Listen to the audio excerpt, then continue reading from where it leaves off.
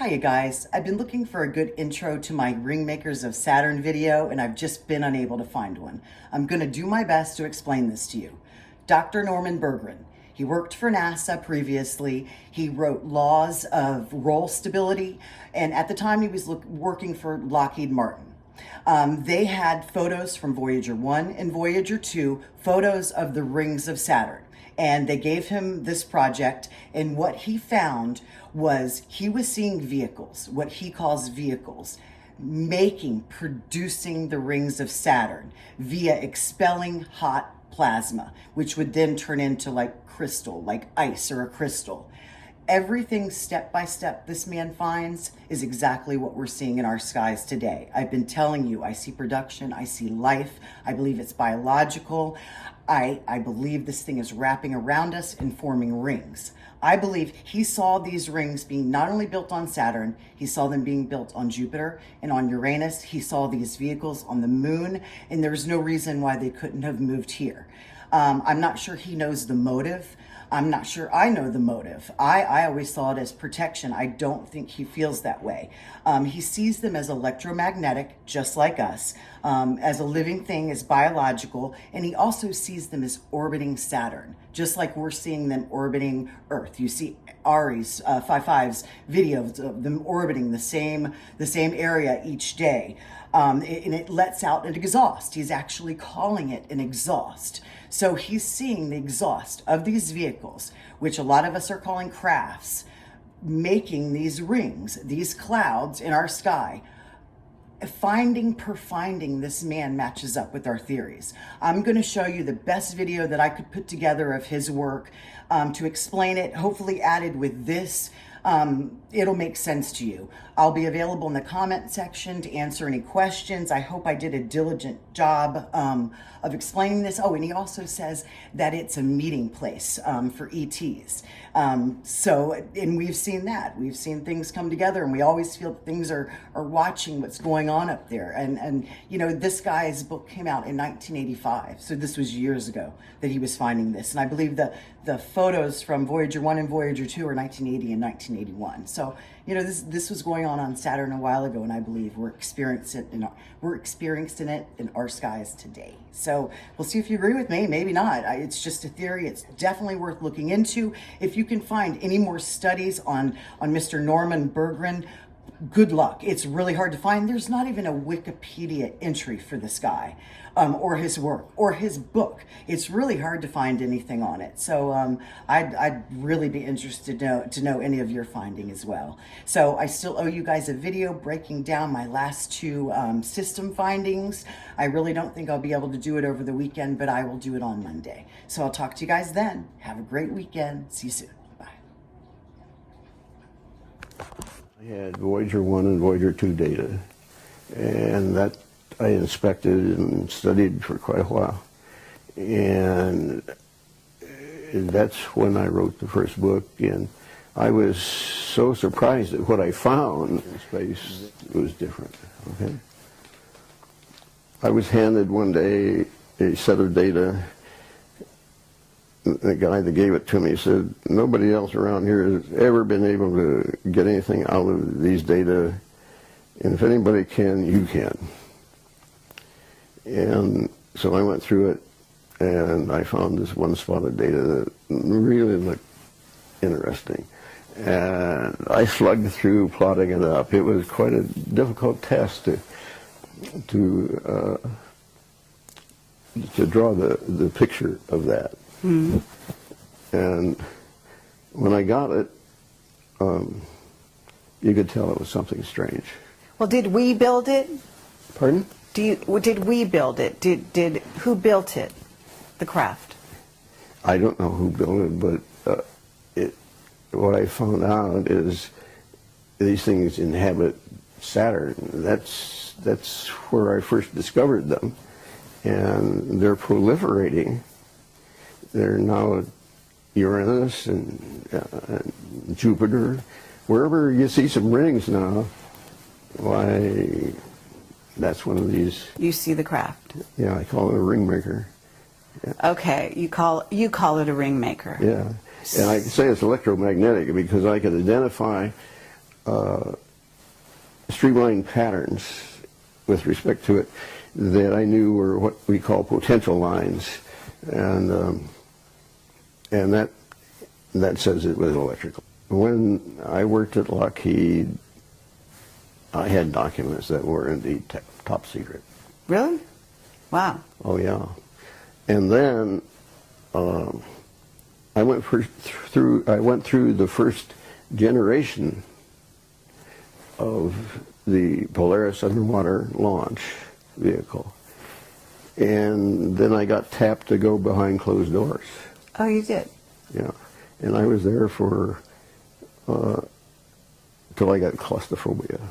3 doors.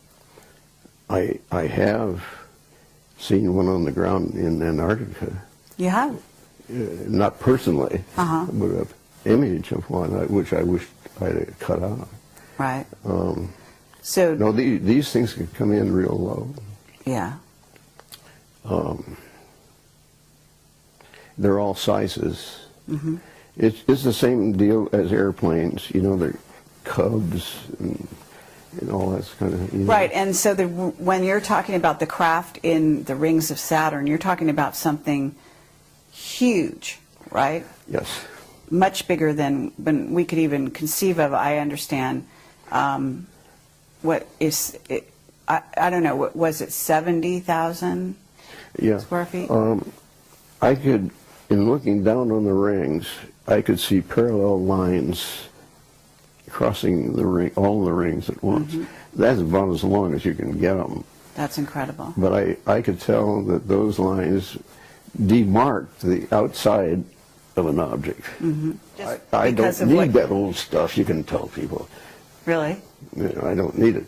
Because you know, you're familiar with the landscapes, you know where things are. I know where, I'm familiar with the landscape, I know pretty much what's going on.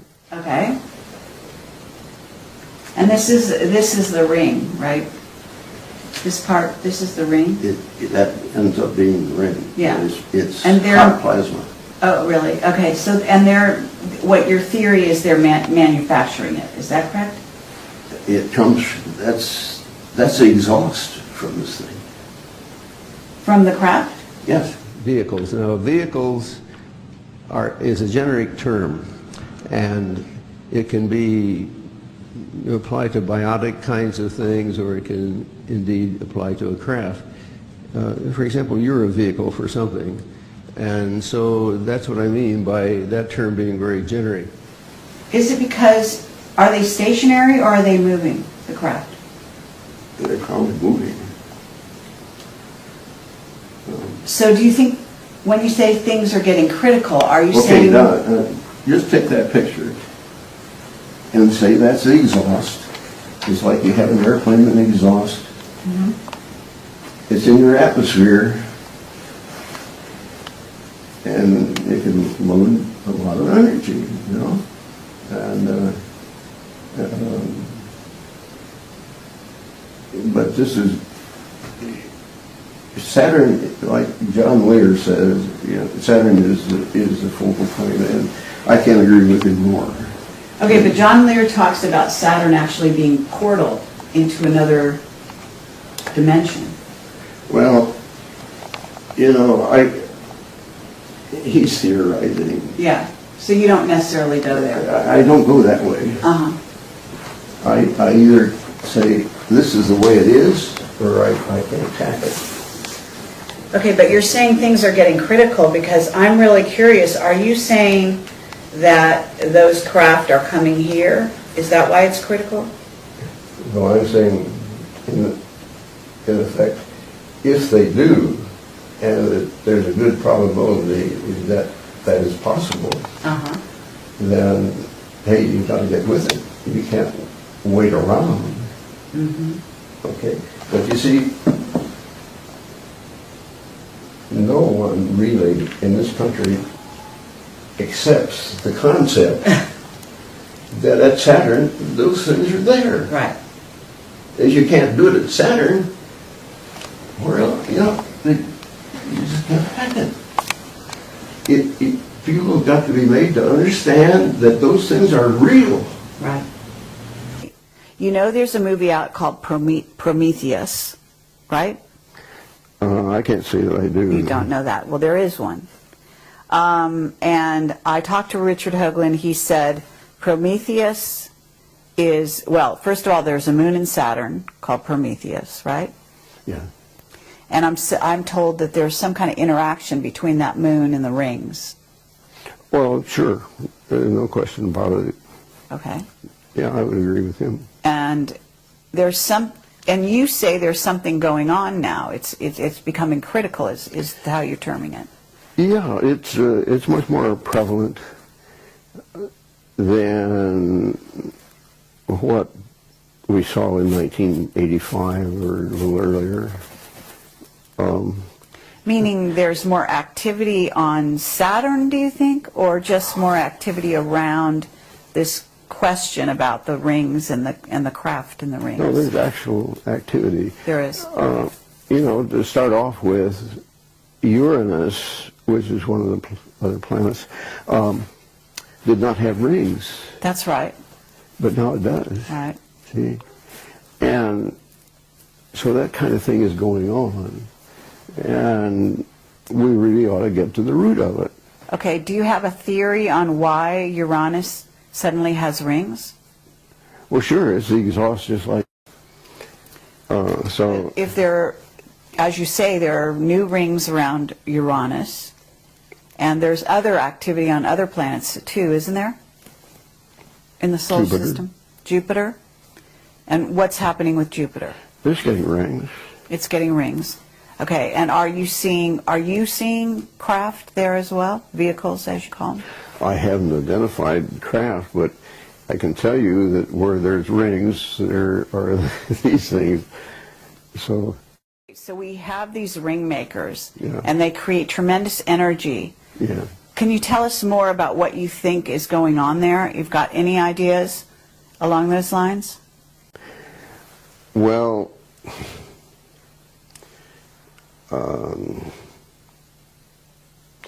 let's just take one that there was this, what do they call them, forward lookers, or these psychologists. Oh, remote viewers. Remote viewers, Yes. right, that's what I'm... I just did an interview with somebody there. Which one? I had heard that there was one that saw something out there in the rings, and they were mining the rings. That's true, yes. Okay. I think I read her book, and she couldn't see anything from the side, but when she looked from the top down, why, that's when she saw things. I happen to been able to uncover what she saw. Really? Yeah. And what did you... I would say, I don't think they're mining the rings. I think they're nursing from the rings. Oh, in other words, you think they're using the energy to power their craft. Yeah, that's where new ones are getting their energy. New vehicles are getting their energy? Yeah. You start out small, just like a baby, and then they get bigger. Oh, right, because you say that you believe they're sort of like alive. Do you believe they're plasma vehicles, what's called a plasma vehicle? Have you heard that terminology? Well, I've never heard them called plasma vehicles, but I can understand why somebody might say that, yes. Mm-hmm. Yeah, I wouldn't make a big deal over that. Okay, I've heard that the vehicles out there they actually fly close to the sun, and they power themselves up on the sun, and then they go back into I wouldn't be surprised. Yeah, I've noticed some go in there, and it means that they're capable of withstanding those high temperatures. Yes. And so, True. Yeah, they could get pumped up really nicely.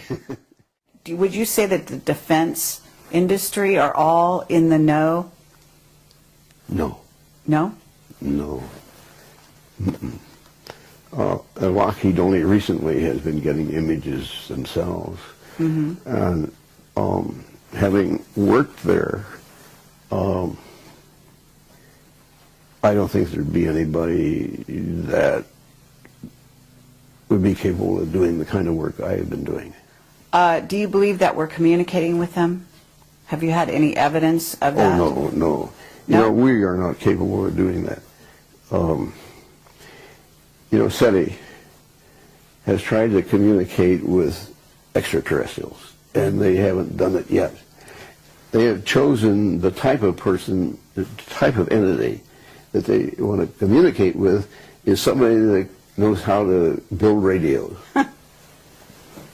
Right. That constrains them in their thinking immensely. Right. Okay. There is one flight out to Saturn where the instrument flew by the ring. And the idea was to sense the plasma in there. It had a wide frequency range, and it turned out to be plasma. And so it ticked, and they knew the speed, and they knew the time it took to pass the ring, and so they knew how thick it was. And now that was a plasma indicator. Okay. So it has been measured that indeed there is plasma rings. But you read also where, oh, this is a bunch of broken up moons that got there, and there's confusion in their storytelling.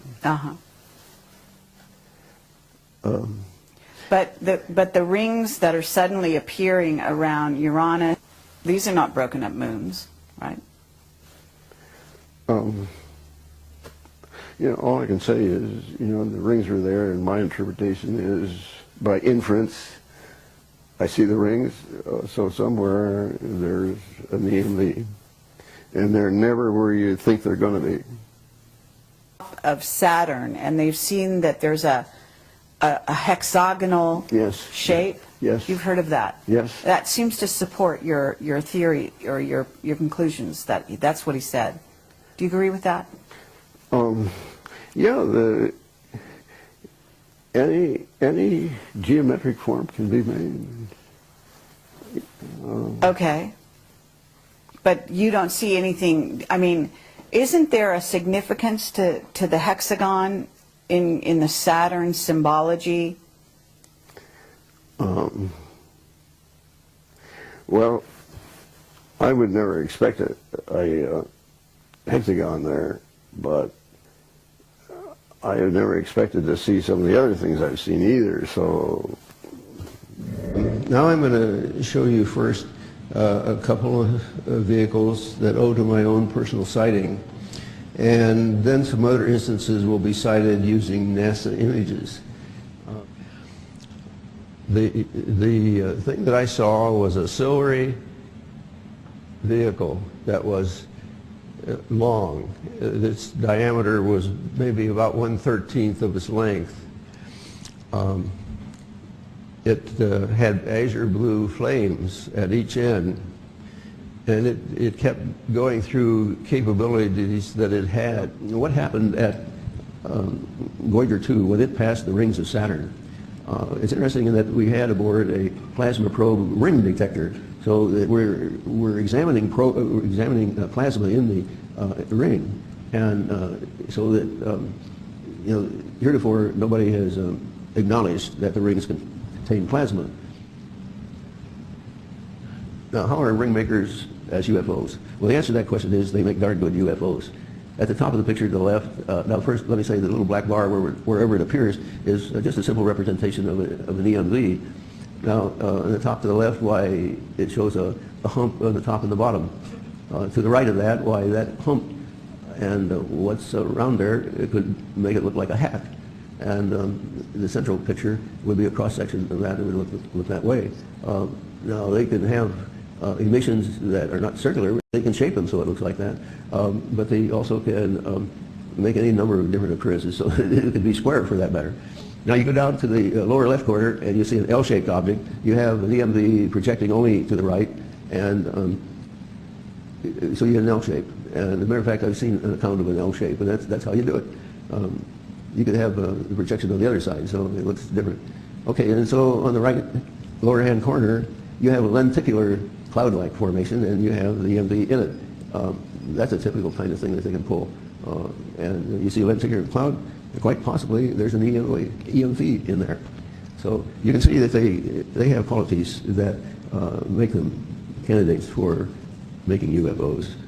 But we've got to get into the mode of IFOs, where we identify things, and this begins to bring things to closure and understanding. So the EMV is a long cylindrical object now. It's electromagnetic in character, and we should be referring to that as an IFO.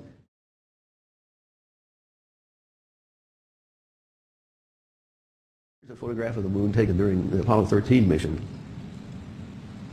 How do you like that? What is going on here is that there's an object up in here, and it's putting out some, well, this is sort of like a laser light streamer. And this is a big member that if you look closely up in here, you can see that it's connected to a body. And it goes down into here and puts out something you can see right in here that's pretty husky. And now what I found out in working this up, that when you have something like this adjacent to the moon, it is definitely affected. And there's a crossbar down here that's light. This thing comes, the projection from up top side comes down into here, and then there's an offshoot from there. And so this part of the moon is affected, so that you have a right angle area on the moon that is definitely affected by the presence of one of these EMVs. So you see the moon is not a very hospitable place. It's actually hostile. And to be there, you're going to be exposed to some things I think that you don't want to be exposed to.